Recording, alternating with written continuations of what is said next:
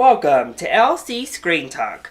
My name is Larry, and today we're going to talk about this whole LeFou being gay controversy. So Beauty and the Beast comes out this weekend, and we all are finally getting to see what the big hoopla has been all about regarding LeFou. What is that explicitly gay moment that Josh Gad talked about, that the director of the film talked about, that Disney let be known before the release date? So what better time is there than now to talk about the whole controversy? So today I wanted to give my thoughts on the people who are protesting Disney, who are banning the film, who are refusing to show it, and are all up in arms over Disney daring to go gay. We're also going to turn the tables and talk about Disney and the role they have to play in this whole debacle. Plus, since I have just seen the film, we're going to kind of talk about the representation and what this film means moving forward. So let's go ahead and start by discussing the people who are so opposed to an explicitly gay moment being included in Beauty and the Beast. So in Oklahoma, a drive-in has said they cannot show Beauty and the Beast because if Jesus could not sit next to them and watch the film with them, then they can't show it.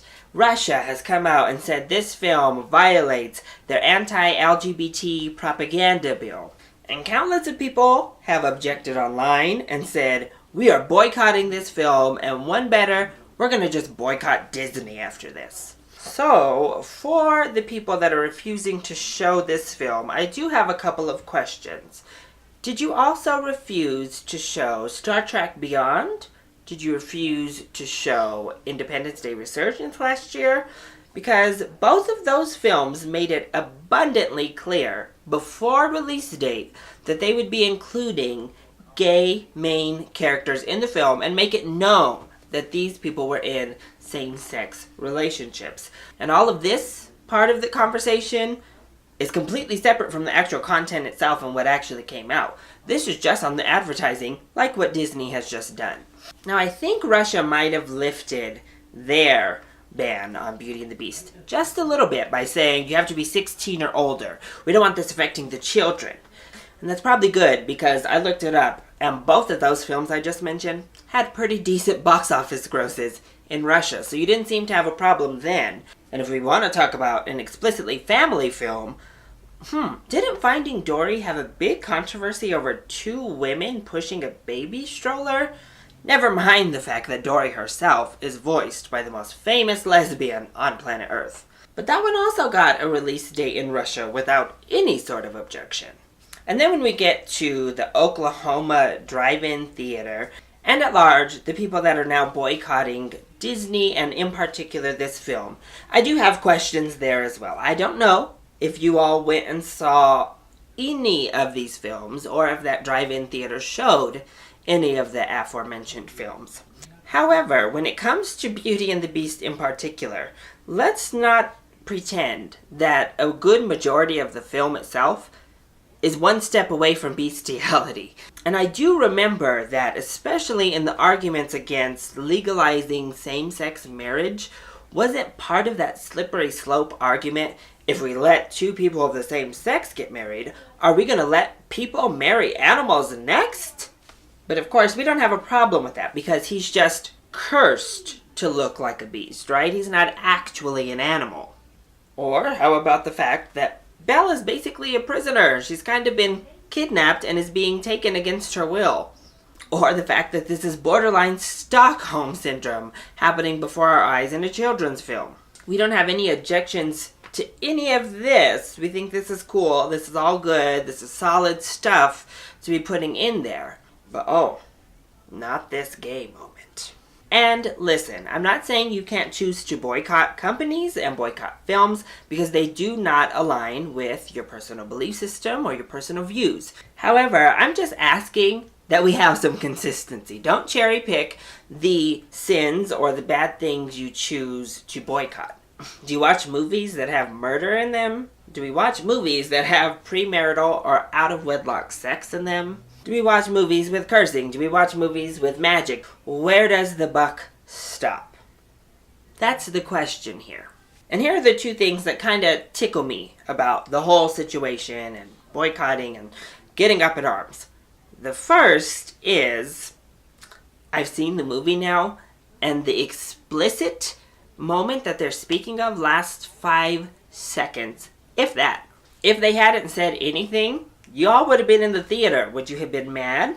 I don't know, maybe, but I think you might have been more angry at some of the other stuff they put in the film than this moment. Because trust me, it's probably not even in the top 5 most gay moments in the film. Just saying.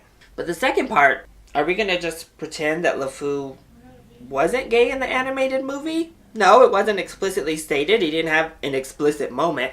But I'm pretty sure the only thing he really contributes to that original animated film is a song all about how hairy and manly and muscular Gaston is. But that's going to go ahead and actually lead me on over to Disney and the problems I have with them in not only this situation, but kind of in their representation department as a whole when it comes to the LGBT community. So we just mentioned how LeFou was in that original Disney film. But Disney, let's just face the facts. You are guilty of queer coding nearly all of your villains in the late 80s and early 90s films you released. Starting with Ursula. Her design is completely based off of a drag queen, and she pretty much acts just like said drag queen. We already talked about LeFou, but let's jump over to Jafar. So yes, Jafar does have this storyline about romancing Jasmine, but it's all for power, mind you, so none of it is ever about love or sexual desire. And let's just analyze his behavior, shall we? I mean, come on. Scar?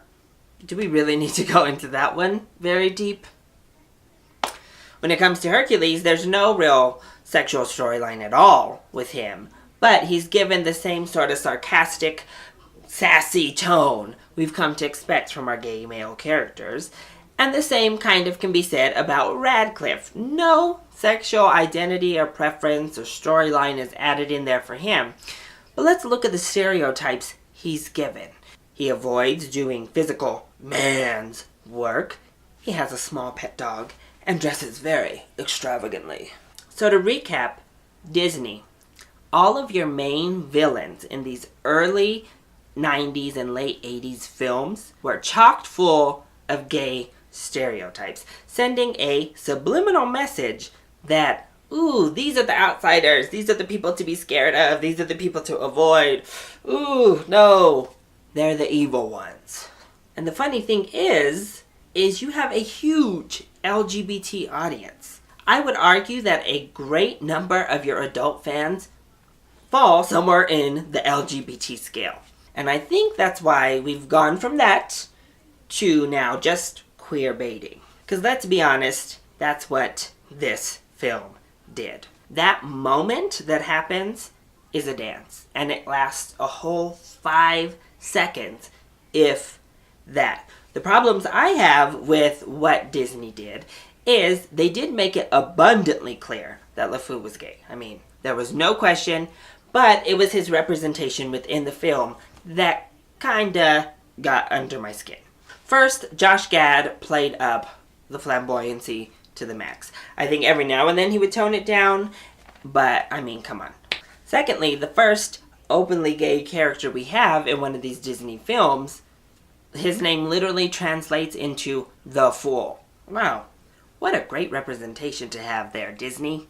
And while LeFou in the new Beauty and the Beast does have a nice transformation and does actually have a story arc unlike the animated film, he spends most of the movie pining after a straight guy.